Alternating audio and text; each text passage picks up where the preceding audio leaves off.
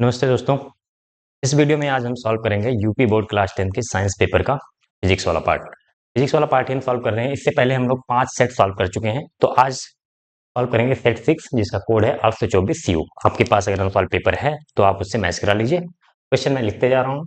तो पहले बहुविकल्पीय प्रश्न होता है, 7 बहुविकल्पीय वाले प्रश्न होते हैं और जो 4 क्वेश्चन होते हैं लॉन्ग आंसर। तो पहले बहुविकल्पीय करते हैं। पहला क्वेश्चन दिया है कि निम्न में से किस दर्पण द्वारा आपका प्रतिबिंब सदैव सीधा प्रतीत होता है।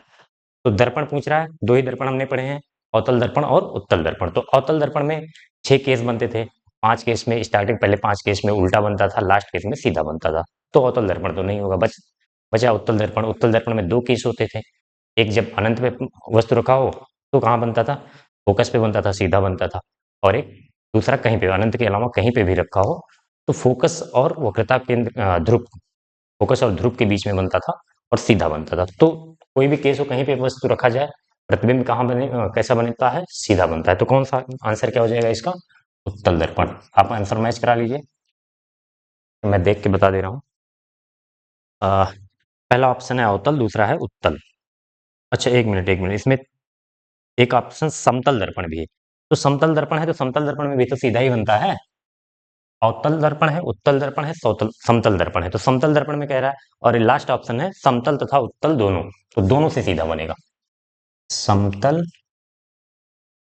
तथा उत्तल दर्पण, उत्तल दर्पण दोनों। ये ऑप्शन हो जाएगा, ये जो कि डी ऑप्शन है। ठीक है। तो नेक्स्ट क्वेश्चन है, क्वेश्चन नंबर 2। चित्र में दो सर्वसम प्रिज्मों पर श्वेत प्रकाश की किरण आपतित होती है। सर्वसम प्रिज्म का मतलब क्या है, इनका साइज इक्वल हो और अपवर्तनांक सेम हो। ठीक है, अपवर्तनांक जरूर सेम होना चाहिए। दो सर्वसम प्रिज्मों पर श्वेत प्रकाश की किरण आपतित होती है। संयोजन से निर्गत प्रकाश की किरण होगी। निर्गत प्रकाश की किरण, ध्यान से देखिए, एक तो यहाँ पे होगा, जब यहाँ से वर्ण विक्षेपण होता है, डिस्पर्शन होता है लाइट का, 7 कलर में टूट जाती है। डेविएशन होता है, विचलन, ऐसे 7 कलर में टूट जाएगी। फिर यहाँ से देखो, उल्टा प्रिज्म उल्टा करके रखा हुआ है, तो क्या होगा, फिर से विचलन। अगर सर्वसम प्रिज्म में तो सब कुछ बराबर है, तो जितना विचलन यहाँ प्राप्त हुआ उतना ही विचलन यहाँ होगा। तो फाइनली ये जाके एक किरण बन के श्वेत प्रकाश में निकलेगी। ये इसको बोलते हैं, लोग 12th में पढ़ोगे, अ, विक्षेपण बिना किसी, क्या बोलते हैं इसको, डिस डिस्पर्शन विदाउट डेविएशन। विक्षेपण बिना विचलन के, बिना विचलन के विक्षेपण, वर्ण विक्षेपण, डिस्पर्शन विदाउट डेविएशन। तो कौन सा ऑप्शन हो जाएगा, पहला ऑप्शन दिया है श्वेत। तो श्वेत प्रकाश ही निकलेगा इसमें से। ठीक है, श्वेत प्रकाश है तो श्वेत प्रकाश निकलेगा। मिनट, ठीक है, चलिए क्वेश्चन नंबर 3 है, उत्तल लेंस के f तथा 2f के बीच स्थित किसी वस्तु का प्रतिबिंब बनता है। तो उत्तल लेंस बना के मैं दिखा दे रहा हूँ। उत्तल लेंस, f और 2f का मतलब क्या है, f फोकस यहाँ होता है, 2f मतलब सेंटर ऑफ कर्वेचर, वक्रता केंद्र, ये 2f हो गया। f और 2f के बीच स्थित, यहाँ पे कोई वस्तु रखी है, यहाँ पे मान लीजिए f है इधर, f2 और 2f2 जो भी, तो समांतर जाने वाली किरण फोकस से होकर जाएगी और प्रकाशिक केंद्र से होकर जाने वाली किरण ये बिल्कुल यहाँ कहीं पे काटती है।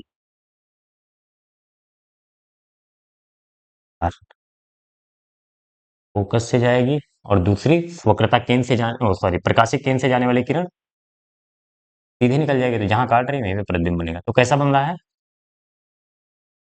मिनट एक मिनट, 2f के बाद में बनेगी ना। देखो, जब अनंत पे होता है तो फोकस पे बनता है, अनंत और वक्रता केंद्र के बीच में होता है तो फोकस और, जैसे जैसे हम इधर लाते हैं प्रतिबिंब, वैसे वैसे इधर जाता जाता है, 2f के बीच में बनता है। जब 2f पे रखते हैं तो 2f पे बनता है। अब 2f के आगे और फोकस के बीच में रखते हैं, 2f के पीछे बनेगा। ये कैसा बन रहा है, एक तो वास्तविक बन रहा है, सही में जाके काट रही है किरणें, वास्तविक बन रहा है, उल्टा बन रहा है, और वस्तु से बड़ा बनता है। 2f तक, 2f पे जब बनता है प्रतिबिंब, यानी कि 2f पे रखेंगे तो 2f पे बनेगा, यानी कि वक्रता केंद्र जिसे कहते हैं। सी पर रखते हैं तो सी पे बनता है, तो वस्तु के बराबर बनता है। उसके बाद जब आगे बढ़ाते हैं तो प्रतिबिंब बड़ा बनता है वस्तु से। तो क्या हो जाएगा, एक तो वास्तविक हो गया, वास्तविक हो गया, और उल्टा हो गया, वास्तविक होगा तो उल्टा होगा ही, और वस्तु से बड़ा होगा, वस्तु से बड़ा। ठीक है, तो कौन सा ऑप्शन है देख लीजिए, क्वेश्चन नंबर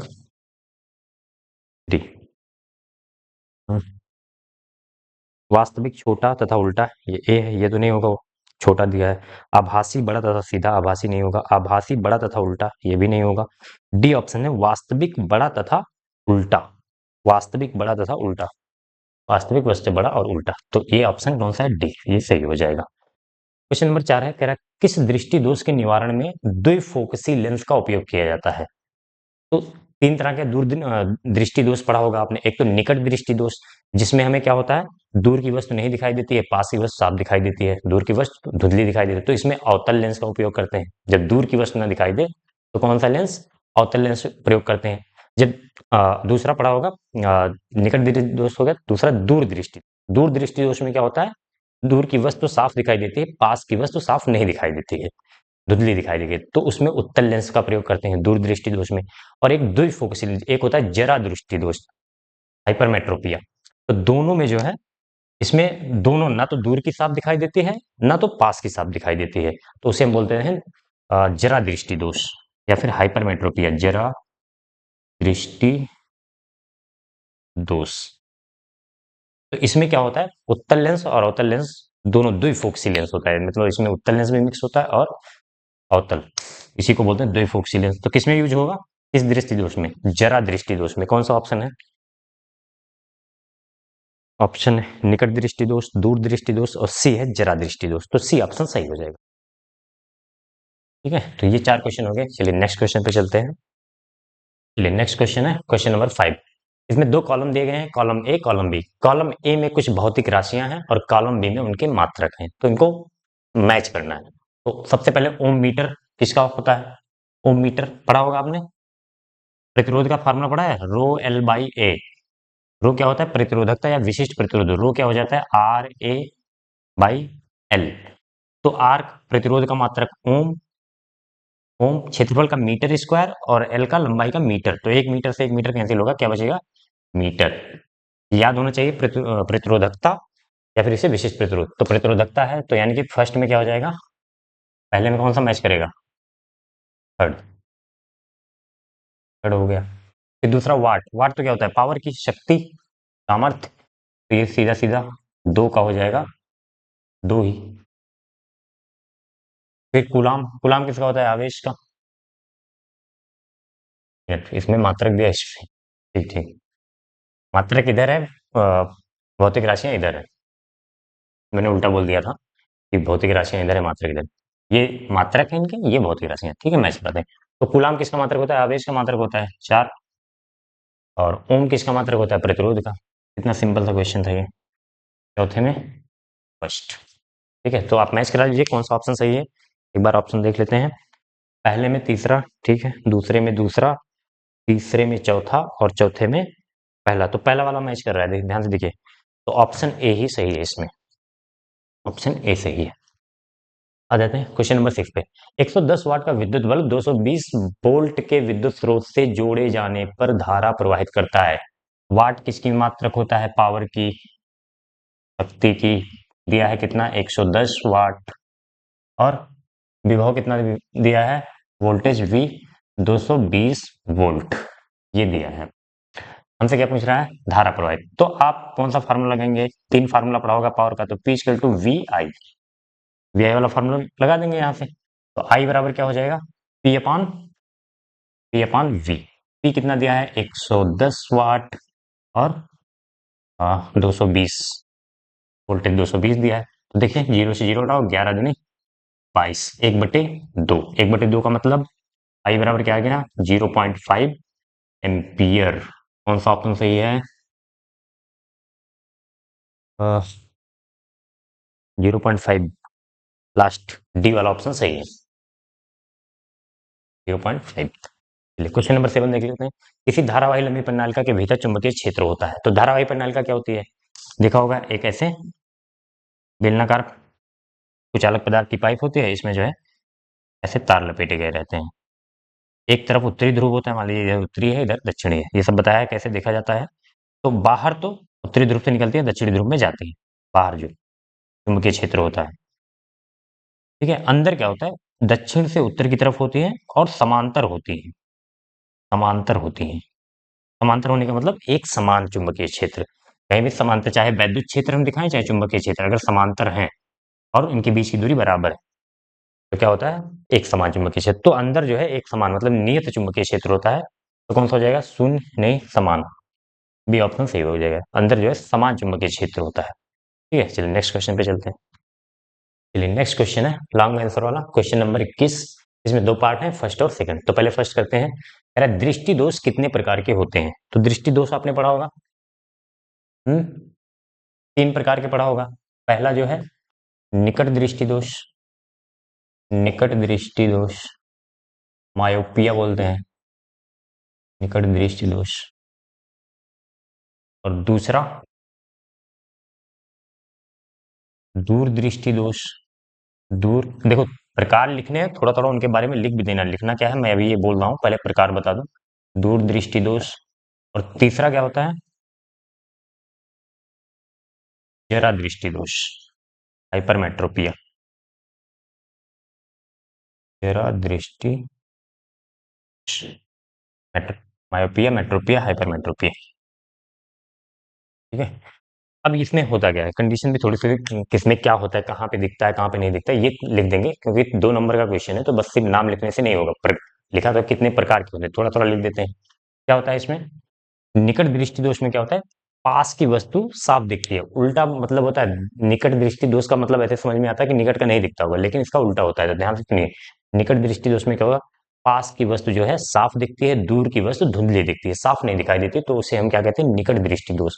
इसके निवारण के लिए कौन सा लेंस यूज करते हैं, ये भी लिख दीजिए। निवारण के लिए अवतल लेंस का यूज करते हैं, उचित उचित फोकस दूरी का अवतल लेंस प्रयोग करते हैं। ठीक है, पास की वस्तु साफ दिखेगी, दूर की वस्तु साफ नहीं दिखेगी, धुंधली दिखेगी, उसे हम निकट दृष्टि दोष कहेंगे। निवारण के लिए अवतल लेंस यूज करेंगे।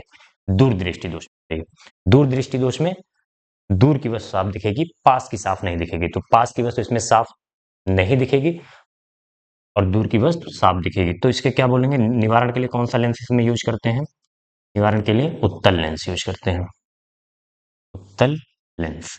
आप ऐसे याद रख सकते हैं कि अगर दूर की वस्तु साफ नहीं दिख रही है तो उसके लिए अवतल लेंस चाहिए होगा, अगर पास की वस्तु साफ नहीं दिख रही है तो उत्तल लेंस चाहिए होगा। जरा दृष्टि दोष, जरा दृष्टि दोष में क्या होगा, दोनों ना तो दूर की पास साफ दिखती है ना तो पास की साफ दिखती है, तो दोनों में धुंधली वस्तुएं दिखाई देती हैं, तो इसमें द्विफोकस फोकस लेंस यूज किया जाता है, द्विफोकसी लेंस। इसमें अवतल भी हो उत्तल भी हो। निवारण के लिए कौन सा लेंस, निवारण द्विफोकसी, द्विफोकसी का मतलब उत्तल और अवतल दोनों हो। ठीक है, इसमें ना तो पास की वस्तु साफ दिखाई गई ना तो दूर की वस्तु, तो ये हो गया दो दृष्टि दोष कितने बार। बस आपको प्रकार लिखना है, उसमें से एक लाइन लिखना है, निवारण के लिए कौन सा लेंस यूज करते हैं ये लिख देना। सेकंड पे आ जाते हैं, अवतल दर्पण से वास्तविक प्रतिबिंब बनने का किरण आरेख खींचिए। तो आपने अगर अवतल दर्पण पढ़ा है तो उसमें वास्तविक प्रतिबिंब 5 केस में बनता था, 6 केस होता था टोटल, और 5 केस में वास्तविक बनता था, एक केस में आभासी बनता था। लास्ट वाले केस में जब फोकस और ध्रुव के बीच में हम वस्तु रखते थे तो वहां पर आभासी प्रतिबिंब बनता था। तो अब इसमें से पांचों नहीं बनाना है आपको, दो ही नंबर का क्वेश्चन है, आप एक बना दीजिए, दो बना दीजिए, जो आपको समझ में आता है बना दीजिए, या फिर एक ही बनाइए, कोई दिक्कत नहीं, क्योंकि कोई कहा नहीं है और इतना बड़ा क्वेश्चन तो है नहीं, 2 ही नंबर का है, तो एक हम किरण आरेख बना दे रहे हैं। बाकी अगर आपको इच्छा हो तो बना सकते हैं, 1 2 3 या जितना आपके पास समय हो। अवतल दर्पण बना लेते हैं पहले। अवतल दर्पण, ये मुख्य अक्ष, यहाँ पे हो गया ध्रुव, यहाँ पे हो गया फोकस, यहाँ पे हो गया वक्रता केंद्र। ठीक है, तो कहाँ पे बना दे बताए, जब हम चाहे तो वक्रता केंद्र पे बना दो। देखो अनंत पे रखेंगे तो फोकस पे बनेगा, वास्तविक बनेगा। अनंत और वक्रता केंद्र के बीच में या रखेंगे तो कहाँ बनेगा, फोकस और वक्रता केंद्र के बीच में बनेगा। ठीक है, और वास्तविक बनेगा, उल्टा बनेगा। तो वक्रता केंद्र पर रखेंगे तो वक्रता केंद्र पर ही बनेगा, वास्तविक बनेगा, उल्टा बनेगा, वस्तु के बराबर बनेगा। फिर वक्रता केंद्र और फोकस के बीच में रखेंगे तो कहाँ बनेगा, वक्रता केंद्र के पीछे बनेगा, वास्तविक बनेगा, उल्टा बनेगा, वस्तु से बड़ा बनेगा। फोकस पर रखेंगे अनंत पर बनेगा, वो भी वास्तविक उल्टा वस्तु से बड़ा रहेगा। तो मैं कहाँ पे रख दूं, चलो मैं लिख दे रहा हूँ, जब वस्तु कहाँ हो, वक्रता केंद्र और वक्रता केंद्र सी और फोकस, फोकस एफ के बीच हो। ये बीच हो, तो ये वाला केस मैं ले ले रहा हूँ। ठीक है, चाहे आप वक्रता केंद्र पे रख लो, फोकस पे रख लो, या फिर ये वक्रता केंद्र के पीछे रख लो, सब में वास्तविक ही बनता है। तो यहाँ पे रख दिया मैंने वस्तु, ये ए बी, ये वस्तु हो गई। अब किरण आरेख बनाने के लिए हमें दो आपतित किरणें चाहिए। परावर्तन के बाद जहां काटेंगे वहीं प्रतिबिंब बन जाएगा। तो समांतर जाने वाली किरण क्या होती है? फोकस से होकर जाएगी, फोकस से होकर जाएगी। और फोकस से एक किरण ले जाते हैं, जब फोकस से आपतित किरण जब फोकस से होकर जाती है तो क्या होता है? परावर्तन के बाद मुख्य अक्ष के समांतर हो जाता है। तो थोड़ा सा अगर लाइन टेढ़ी मेढ़ी है तो अपना एडजस्ट कर लेना। समांतर नहीं लग रहा है थोड़ा सा, क्योंकि मुझे वक्रता केंद्र के पीछे बनाना है, याद होना चाहिए आपको। नहीं तो अगर आप हाथ से बनाओगे तो यहाँ बन गया तो इसका मतलब नहीं है यहाँ पे प्रतिबिंब बनेगा। हमें पता होना चाहिए कि वक्रता केंद्र के पीछे बनेगा। ये हो गया प्रतिबिंब आपका ए डैश बी डैश। चारों प्रॉपर्टीज लिख देंगे इसमें। चारों प्रॉपर्टीज क्या क्या होती हैं? पहले तो हम लिखते हैं कहाँ बन रहा है, प्रतिबिंब की स्थिति लिखते हैं। तो स्थिति कहाँ है? वक्रता केंद्र के पीछे, वक्रता केंद्र के पीछे। दूसरी, दूसरी क्या लिखते हैं? वास्तविक है या आभासी? तो उल्टा बनाया तो आभासी ही होगा, या सॉरी वास्तविक होगा। और रियल में परावर्तित किरणें काट रही हैं तो वास्तविक होगा, वास्तविक। तीसरा हम क्या लिखते हैं? उल्टा बन रहा है या सीधा? तो वास्तविक है तो उल्टा ही बनेगा, और दिख भी रहा है आपको इसमें उल्टा। चौथा, प्रतिबिंब का आकार तो वस्तु से बड़ा बन रहा है, वस्तु से बड़ा बन रहा है। ठीक है, कोई एक केस कर लीजिए, इतनी सारी चीजें उसमें लिख देना है। ठीक है, चलिए नेक्स्ट क्वेश्चन पे चलते हैं। चलिए नेक्स्ट क्वेश्चन है क्वेश्चन नंबर 22 का फर्स्ट और सेकंड। फर्स्ट में पूछ रहा है प्रकाश के अपवर्तन का क्या नियम है। तो प्रकाश के अपवर्तन के आपने दो नियम पढ़े होंगे। पहला नियम स्नेल का नियम जिसे कहते हैं, और दूसरा नियम अपवर्तन और परावर्तन में सेम होता है। तो पहले हम पहला नियम, प्रथम नियम जिसे कहते हैं, इसको क्या नाम है? प्रथम नियम या फिर स्नेल का नियम, स्नेल का, स्नेल्स लॉ, स्नेल का नियम। ठीक है, तो स्नेल के नियम में क्या बताया? पहले समझा दे रहा हूँ, फिर स्टेटमेंट आप लिख लेना। मान लीजिए ये एक जो है माध्यम, यहाँ का अपवर्तनांक किससे लिखते हैं आप? n1 से या फिर n से या म्यू से? ये मान लीजिए यहाँ का माध्यम एक है, माध्यम एक, माध्यम एक, इसका अपवर्तनांक है n1। ये है माध्यम दो, दूसरा माध्यम है, और इसका अपवर्तनांक है n2। तो जब प्रकाश की किरण एक माध्यम से दूसरे माध्यम में जाती है तो वह अपने मार्ग से विचलित हो जाती है। इसी घटना को हम अपवर्तन कहते हैं। तो अगर अभी के लिए हमने मान लिया कि n1 जो है ग्रेटर देन है n2, यानी कि n1 ज्यादा है n2 कम है, इसका मतलब क्या हुआ? n1 ज्यादा है, ये सघन माध्यम हो गया, सघन माध्यम हो गया, ये विरल माध्यम हो गया।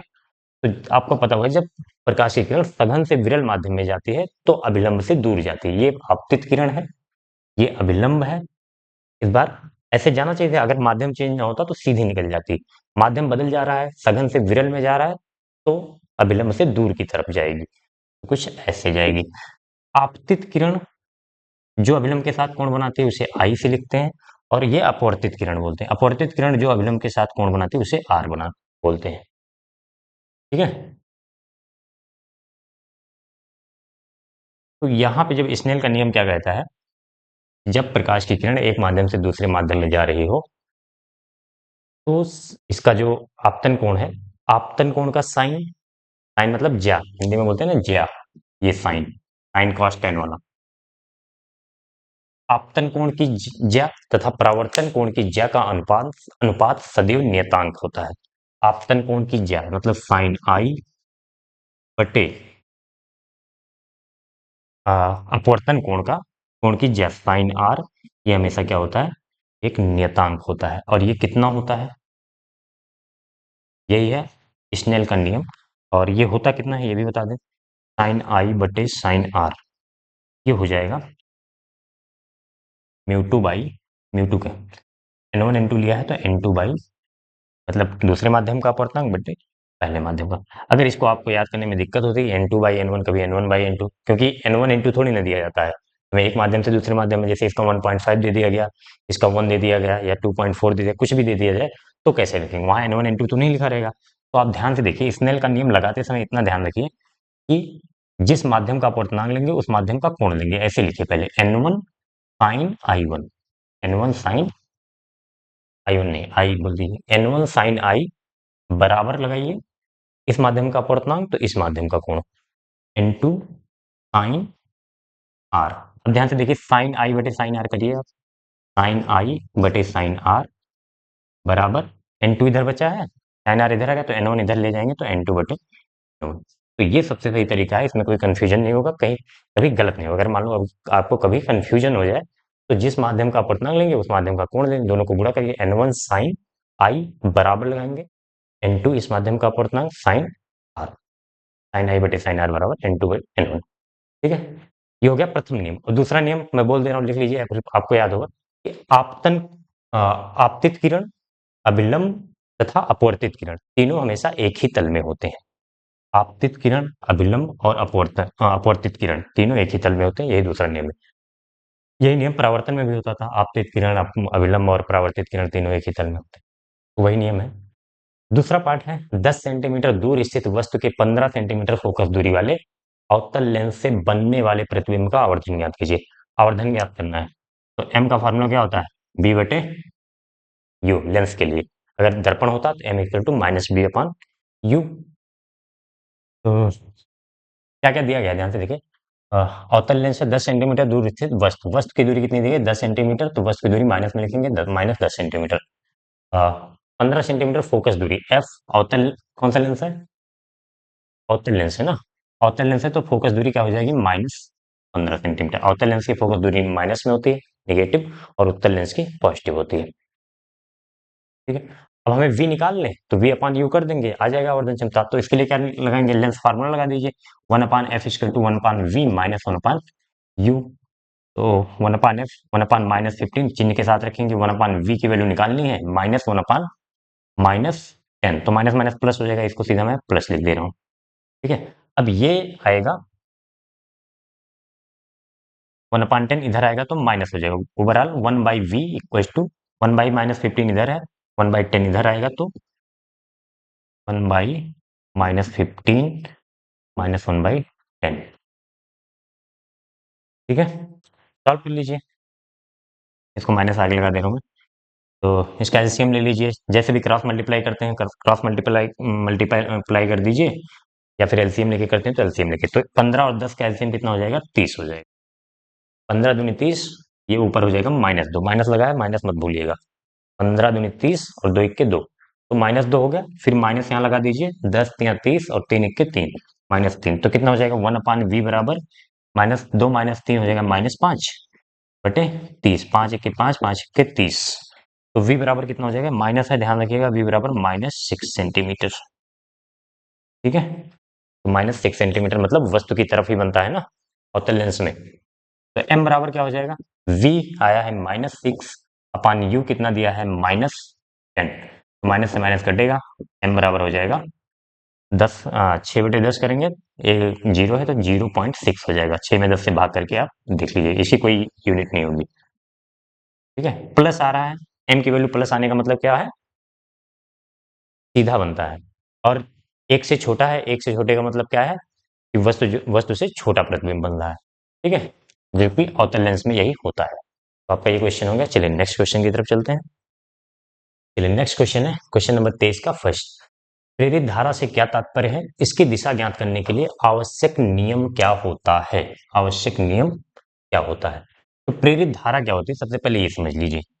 जैसे मान लीजिए कोई चुंबकीय क्षेत्र है हमारे पास, पहले समझा दे रहा हूँ, फिर अभी मैं स्टेटमेंट बोल देंगे और लिख लेना उसको।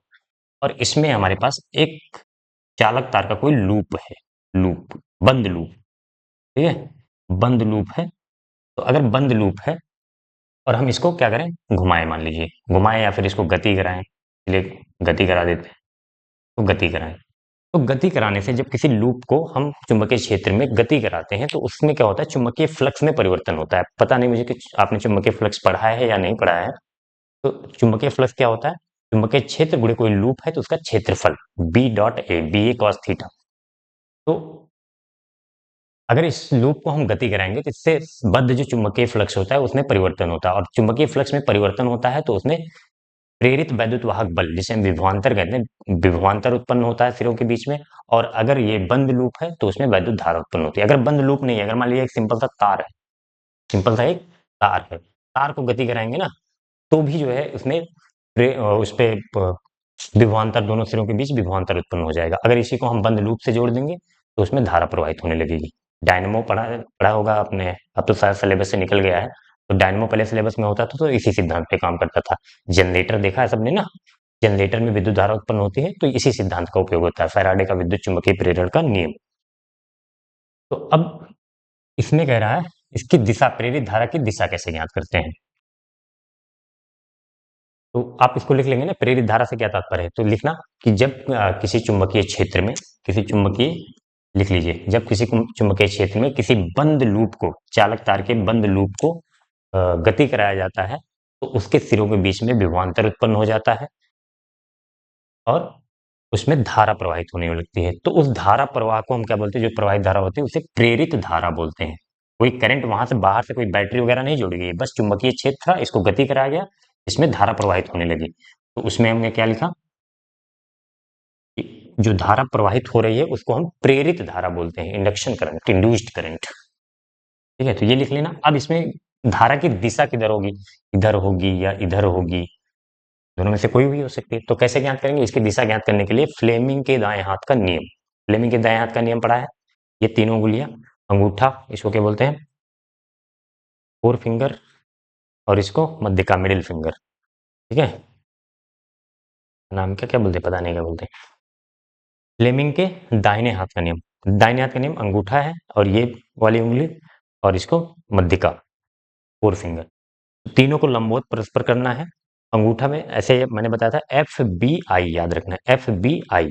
एफ का मतलब बल होता है, बल जिधर लगता है उधर चलता है। तो अगर चालक इधर गति कर रहा है तो इधर चलेगा, और चुंबकीय क्षेत्र जिधर रहेगा उसको इधर करेंगे। ठीक है, तो यहाँ पे हमने चुंबकीय क्षेत्र की दिशा में ही गति करा दिया है, वैसे कोण ये नहीं बनेगा। तो हम क्या करेंगे, फ्लेमिंग इसके दिशा ज्ञात करने के लिए कौन सा नियम यूज करेंगे, ध्यान से सुनिए, फ्लेमिंग के दाएं हाथ का नियम, प्रेरित धारा की दिशा। अगर हम अ, अंगूठे को चालक की दिशा में रखें, जिस दिशा में गति कर रहा है, और इस वाली उंगली को, फोर फिंगर को, चुंबकीय क्षेत्र की दिशा में रखें, तो जिधर ये उंगली जाएगी, मध्यका, बीच वाली उंगली जिधर जाएगी वो प्रेरित धारा की दिशा को बताएगी। ठीक है, फ्लेमिंग के दाएं हाथ का नियम आप चाहें तो ऐसे बना सकते हैं, बुक्स में बना होता है आपके। और अंगूठे को फोर्स की दिशा में, फोर्स का मतलब जिधर गति कर रहा है उधर दिशा में, ये चुंबकीय क्षेत्र की दिशा में एफ बी आई, तो ये उंगली जिधर जाएगी वो वैद्युत धारा की दिशा होगी। अब इसको क्या किया है हमने, इधर तो कोई धारा उत्पन्न नहीं होती है, फार्मूला वगैरह हमारे सिलेबस में है नहीं। इसको ऐसे अगर हम बनाएं, ध्यान से देखना, अगर आपको समझना है तो क्रॉस बना लेना। क्रॉस का मतलब क्या होता है, चुंबकीय क्षेत्र जो है अंदर की तरफ है, क्रॉस का मतलब अंदर की तरफ, अगर डॉट बना जाए कहीं पे तो वो बाहर की तरफ रिप्रेजेंट होता है। ये चुंबकीय क्षेत्र हो गया तल के अंदर की तरफ। इसमें एक हमारे पास क्या है, एक चालक पदार्थ है, चालक तार है, क्षण है ऐसे मान लो, और इसको हम इधर गति करा रहे हैं, इधर बल लगा रहे हैं तो इधर गति कर रहा है। तो अब इसमें धारा किधर उत्पन्न होनी चाहिए, हालांकि ये क्लोज लूप नहीं है, बंद परिपथ होगा तब धारा उत्पन्न होगा। तो दाएं हाथ का नियम लगाइए, फ्लेमिंग के दाएं हाथ का, अंगूठा जिधर बल लग रहा है या जिधर गति कर रहा है उधर अंगूठा रखेंगे, और चुंबकीय क्षेत्र अंदर की तरफ है तो ये अंदर की तरफ किया, और बल इधर लग रहा है तो ऊपर क्या है, ये उंगली ऊपर की तरफ है ना, तो ऊपर धारा की दिशा होगी। लेकिन धारा तब तक नहीं प्रवाहित होगा जब तक इसमें कोई बंद लूप, ये पूरा बंद लूप होना चाहिए तभी धारा प्रवाहित हो, विभवांतर तो उत्पन्न हो जाएगा लेकिन धारा के लिए बंद लूप होना जरूरी है। ठीक है, तो ये हो गया फ्लेमिंग के दाएं हाथ का नियम, तो लिख लेना। प्रेरित धारा लिख लिया, दाएं हाथ का प्रेरित धारा लिख लिया, और इसके बाद इसकी दिशा ज्ञात कैसे करते हैं, फ्लेमिंग के दाएं हाथ के नियम से। चलिए नेक्स्ट क्वेश्चन है, क्वेश्चन नंबर 23 का सेकंड। एक सीधे धारावाही चालक तार के कारण उत्पन्न चुंबकीय क्षेत्र का चित्र बनाकर चुंबकीय क्षेत्र की दिशा का नियम लिखे। सीधे धारावाही चालक, तो ये तो आपने बहुत किया होगा, सीधा धारावाही चालक है, इसमें करंट आई फ्लो हो रहा है, मान लीजिए यहाँ पर निकालें, यहाँ पर निकालें, तो आपने पढ़ा होगा दक्षिणाहस्त अंगुष्ठ का नियम। दक्षिण हस्त मतलब दाहिने हाथ के अंगूठे का नियम, सीधा सीधा बोले तो अंगूठे को ऐसे रखना है। अंगूठे को हम किधर रखते हैं, धारा की दिशा में, मान लीजिए धारा ऊपर जा रही है तो अंगूठे को ऊपर रखेंगे और ये उंगलियां जो हैं जिस बिंदु पर हमें निकालना है उस बिंदु की तरफ रखेंगे और उंगलियों को कर्ल करेंगे, ऐसे मोड़ेंगे। तो जिधर ये उंगलियां मुड़ेंगी उधर है चुंबकीय क्षेत्र की दिशा। जैसे मान लीजिए यहाँ पे ये धारा जा रहा है तो अंगूठा इधर रखेंगे और मान लीजिए इस बिंदु पर निकालना है तो उंगलियां इधर रखेंगे और मोड़ेंगे तो अंदर की तरफ जा रहा है, तो ऐसे बनेगा। और ये ध्यान से देखिए, अगर ये धारा है तो ऐसे पूरा मोड़ेंगे तो एक वृत्त बनेगा पूरा। पूरा इधर धारा ऊपर की तरफ होगी, ऐसे मोड़ेंगे तो पूरा एक वृत्त बनता है। तो कॉन्सेंट्रिक सर्कल बनता है, मतलब संकेंद्री वृत्त बोलते हैं। यहाँ पे देखेंगे तो ऐसे बनेगा, ऐसे बनेगा, ऐसे बनेगा। और यहाँ पे अंदर जा रहा है तो इधर बना देंगे। इधर देखेंगे तो, इधर देखोगे तो कैसे आएगा, यहाँ पे बाहर की तरफ आएगा, तो ये बाहर की तरफ एरो लगा देंगे। ठीक है, ये तो हमने बता दिया, चित्र बना दिया। सीधे धारावाही चालक के कारण उत्पन्न चुंबकीय क्षेत्र का चित्र, इसे बोलते हैं हम संकेंद्री वृत्त। मतलब जिनका केंद्र एक ही हो, तार पर ही केंद्र। इस वृत्त का भी केंद्र यही है, इस वृत्त का केंद्र भी यही है और इस वाले वृत्त का भी केंद्र यही है। क्या बोलते हैं, संकेंद्री वृत्त। वृत्त के रूप फॉर्म में होती है। कौन सा नियम, इस नियम से दिशा ज्ञात करनी। दिशा तो बता दिया ना कि दक्षिण हस्त अंगुष्ठ का नियम जो बुक्स में लिखा होता है। बाकी आप लिख सकते हैं दाहिने हाथ के अंगूठे का नियम। क्या होता है, यदि हम अंगूठे को धारा की दिशा में रखें तथा उंगलियों को जिस बिंदु पर हमें चुंबकीय क्षेत्र निकालना है उस बिंदु की तरफ रखें और अपनी उंगलियों को कर्ल करें, मोड़ें, तो जिधर उंगलियां मुड़ती हैं वही चुंबकीय क्षेत्र की दिशा होती है। ये है तुम्हारा दाहिने हाथ के अंगूठे का नियम। तो इसको मैंने बोल दिया है, इसको आप स्लो करके बैक करके आप ऐसे भी लिख लीजिए या फिर स्टेटमेंट आपके बुक्स में क्वेश्चन बैंक में लिखा मिलेगा। ठीक है, चलिए नेक्स्ट क्वेश्चन पे चलते हैं। चलिए नेक्स्ट क्वेश्चन है क्वेश्चन नंबर 24 का फर्स्ट। कह रहा है एक 2 ओम प्रतिरोध तार में प्रति सेकंड 200 जूल ऊष्मा उत्पन्न होती है। प्रतिरोध तार के सिरों के बीच विभवांतर ज्ञात कीजिए। तो प्रतिरोध दिया है कितना, 2 ओम। ठीक है, और प्रति सेकंड दिया है, मतलब टाइम प्रति सेकंड, मतलब एक सेकंड में कितनी ऊष्मा उत्पन्न हो रही है। ऊष्मा कितनी उत्पन्न है, ऊष्मा को हम एच से लिखते हैं, हीट, 200 जूल। तो क्या पूछ रहा है, विभवांतर पूछ रहा है। आर दिया है, एच दिया है और टी दिया है, तो कौन सा, और विभवांतर पूछ रहा है तो इसमें कौन सा फार्मूला लगता है, H equal to V square by R T. तीन फार्मूले बताया था, H equal to I square R to V square by R T और वी आई टी। तो तीनों में से एक फार्मूला आपको चूज करना होगा जो जो दिया गया है उसके हिसाब से। तो हमें क्या निकालना है, विभवांतर वी निकालना है। तो वी स्क्वायर बराबर क्या हो जाएगा, आर इधर आएगा, टी को 1 सेकंड रख देंगे, टी बराबर 1 प्रति सेकंड दिया है तो टी 1 सेकंड रख देंगे, ये खत्म हो जाएगा। ठीक है, तो वी स्क्वायर बराबर हो जाएगा एच इंटू आर, आर इधर जाएगा तो एच इंटू आर। वी बराबर क्या हो जाएगा, under root H R. Value रख दीजिए, एच की वैल्यू कितनी दी गई, हीट ऊष्मा 200 और कितना दिया है ये, प्रतिरोध 2 ओम। तो 200 गुणे 2 हो जाएगा अंडर रूट 400 और 400 का वर्गमूल कितना होता है, 20 वोल्ट आ जाएगा आंसर आपका। ठीक है, 400 का वर्गमूल 20। फिर आते हैं 24 का सेकंड। किसी चालक का प्रतिरोध किन किन बातों पर निर्भर करता है, प्रतिरोधकता का मात्रक लिखिए। तो चालक प्रतिरोध, प्रतिरोध का फार्मूला आपने पढ़ा होगा, R equal to rho L by A, पढ़ा है। जहां पे रो क्या होता है, विशिष्ट प्रतिरोध या प्रतिरोधकता। तो लंबाई पर निर्भर करता है, क्षेत्रफल पर निर्भर, अनुप्रस्थ काट का क्षेत्रफल। जैसे मान लीजिए ये तार है तो ये जो है इसकी लंबाई हो गई, और ये वाला, जैसे अगर ये एक मार्कर मान लीजिए तार है तो ये वाला क्षेत्रफल इसको काट दें तो जो इधर क्षेत्रफल बनता है इसको अनुप्रस्थ काट क्षेत्रफल बोलते हैं, अनुप्रस्थ क्षेत्रफल। तो इसके क्षेत्रफल पर निर्भर करता है। कैसे निर्भर करता है, और विशिष्ट प्रतिरोध पर।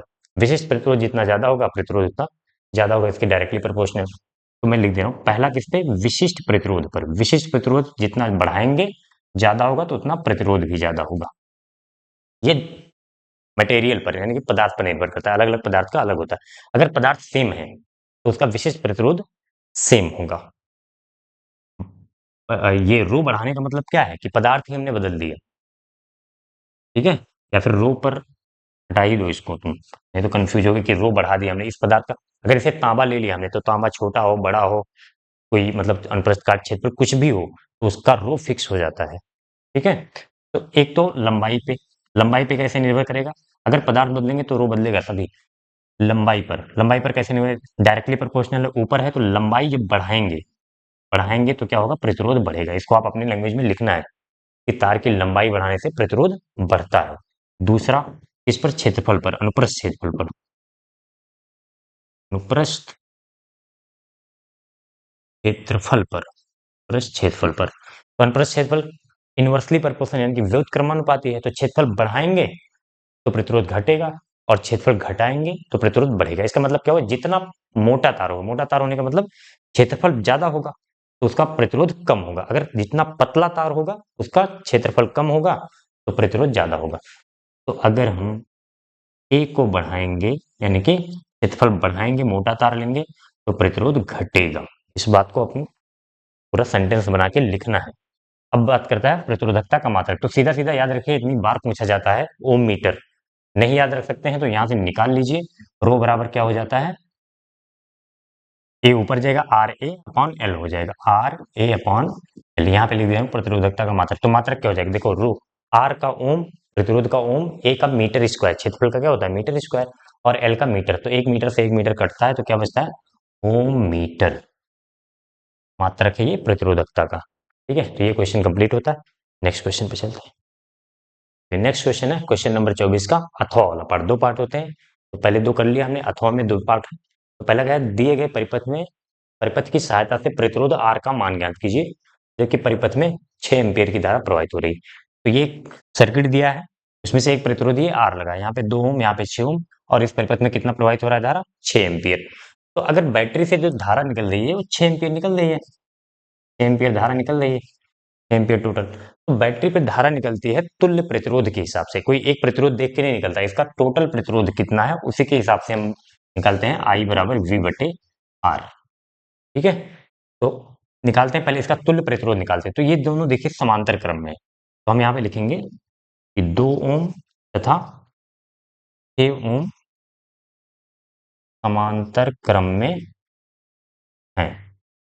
तो समांतर क्रम में होते हैं तो कैसे इनका तुल्य प्रतिरोध आर इक्विवेलेंट कितना होता है, R one R two upon R one plus R two, या फिर वन अपान आर इक्विवेलेंट करके one upon R one plus one upon R two करिए, जैसे भी आप कर सकें। तो ऊपर दोनों को मल्टीप्लाई कर देते हैं, नीचे दोनों को जोड़ देते हैं, 6 प्लस 2, तो 6 दूनी 12 और 6 दो 8, 4 से चाहे तो काट दें, 4 दूनी 8, 4 तीन 12, 3/2, 3/2 लिख लो, या फिर डिवाइड करोगे तो 1.5, 3 एक के 3, एक बचेगा 3, सॉरी 2 एक के 2, और एक बचेगा यहाँ पे 2 पंचे 10, तो 1.5 ओम आ जाएगा। यानी कि इन दोनों को हटाकर हम क्या कर सकते हैं, इन दोनों को हटाकर क्या कर देंगे, 1.5 ओम का लगा लेंगे, एक हटा दें। अब फिर से दोबारा फिगर बनाना पड़ेगा इसमें, 1.5 ओम लगा दिया। अब देखो आर और 1.5 किसमें है, आर और 1.5 किसमें है, श्रेणी क्रम में दिख रहा होगा ना, यहाँ से धारा निकली, जो धारा इसमें जा रही है वो धारा इसमें जा रही है, तो श्रेणी क्रम में 1.5 श्रेणी क्रम में। तो श्रेणी क्रम में जो तुल्य प्रतिरोध निकलता है दोनों को सिंपल सा जोड़ देते हैं, आर इक्विवेलेंट बराबर आर प्लस 1.5, ये आ गया तुम्हारा तुल्य प्रतिरोध। अब इसी के हिसाब से धारा प्रवाहित होगी, यहाँ पे देख लीजिए धारा कितनी प्रवाहित होगी, आई इक्वल टू बी बटे आर इक्विवेलेंट। ठीक है, इन दोनों को हटा के हमने एक प्रतिरोध लगा दिया, ऐसे हटा लो और एक प्रतिरोध लगाओ, वो कितने का होगा, आर प्लस 1.5 ओम का। ठीक है, अब ये हो गया वोल्टेज विभव, और ये हो गया प्रतिरोध, और धारा कितनी है 6 एम्पियर की। तो फार्मूले में लगा दो, आई बराबर वी अपान आर इक्विवेलेंट। तो आई कितना दिया 6 एम्पियर, और वी कितना है 12 वोल्ट, और आर इक्विवेलेंट कितना है आर प्लस 1. आप ऐसा करो, सीधा 1.5 को इधर ले जाओ, 1.4 आर प्लस 1.5 को इधर ले जाओ और 6 को इधर ले आओ, ये इधर आएगा तो डिवाइड हो जाएगा ना, तो आर प्लस 1.5 जैसे भी सॉल्व कर सकते हो कर लो, थोड़ा सा यहाँ पे मैं ले रहा हूँ जगह, इसको इधर ले आए, 6 इधर आ जाएगा, 12/6, तो 6 दूनी 12, आर प्लस 1.5 ये कितना आ गया, 2 आ गया है, और ये आर इधर जाएगा, 1.5 इधर जाएगा तो माइनस में हो जाएगा, 2 माइनस 1.5 कितना हो जाएगा, दिख रहा है यहाँ पे, ठीक दिख रहा है, लास्ट लाइन है, दिख रहा होगा, आर बराबर 1.5 इधर ले जाओ, 2 माइनस 1.5, तो 2 में से 1.5 यानी कि 1.5 घटेगा तो कितना बचेगा, 0.5 घटा लो, ओम, ओम। तो आर की वैल्यू कितनी आ गई, 0.5 ओम, ये तुम्हारा आंसर हो जाएगा। पर क्लियर दिख रहा है ना, कट रहा है यहाँ पे, कहाँ लिख ले, यहाँ लिख दे रहा हूँ। आर बराबर क्या हो जाएगा 2 माइनस 1.5, तो ये हो जाएगा 0.5 एम्पियर। तो दिख रहा है? कभी भी नहीं दिख रहा, दिख रहा है का सेकंड पार्ट देख लें। किसी विद्युत परिपथ में अमीटर तथा वोल्ट मीटर को कैसे जोड़ा जाता है? तो सबसे पहले समझ लेते हैं अमीटर क्या होता है, वोल्ट मीटर। अमीटर विद्युत धारा नापने का यंत्र है, वोल्ट मीटर विभवांतर नापने का यानी कि विभव नापने का यंत्र है। तो ध्यान से देखो, अगर आपने श्रेणी क्रम और समांतर क्रम ढंग से पढ़ा है तो आपको इसमें कोई दिक्कत नहीं होनी चाहिए समझने में। श्रेणी क्रम में जब पढ़ा था तो बताया था कि श्रेणी क्रम में अगर दो प्रतिरोध जुड़े हैं तो उनमें समान धारा जाती है, या फिर अगर दो प्रतिरोध हैं उनमें समान धारा जा रही है तो हम बोलते हैं श्रेणी क्रम में है। और विभवांतर दोनों का अलग अलग होता है। श्रेणी क्रम में धारा समान होती है, विभवांतर अलग अलग होता है। समांतर क्रम में विभवांतर समान होता है, धारा अलग अलग होती है। तो अगर हमें मान लीजिए कोई प्रतिरोध है और इसमें जो है इसको इसमें कितना धारा प्रवाहित हो रहा है वो नापना है। धारा प्रवाहित होने के लिए क्या यूज करेंगे? अमीटर यूज करेंगे। और धारा जो इसमें जाए प्रतिरोध में, हमें ये नापना है कि इस प्रतिरोध में कितनी धारा जा रही है। तो हमारे अमीटर में भी वही सेम धारा जाए तब हम नाप पाएंगे ना सही वैल्यू। तो हम क्या करेंगे, इससे श्रेणी क्रम में अमीटर जोड़ देंगे। अमीटर को ए से लिखते हैं। अब जितनी धारा प्रतिरोध में जाएगी वही धारा अमीटर में जाएगी, ये हमें वैल्यू सही वैल्यू बता देगा। ठीक है, तो श्रेणी क्रम अमीटर को कैसे जोड़ते हैं? अमीटर को श्रेणी क्रम में जोड़ते हैं, श्रेणी क्रम में जोड़ते हैं। समझ में आ गया ना क्यों श्रेणी क्रम समांतर क्रम पढ़ा होना चाहिए। वोल्ट मीटर क्या होता है? वोल्ट मीटर हमें विभवांतर बताता है। और याद करिए कि समांतर क्रम में जब प्रतिरोध जुड़े होते तो उनका विभवांतर बराबर होता था।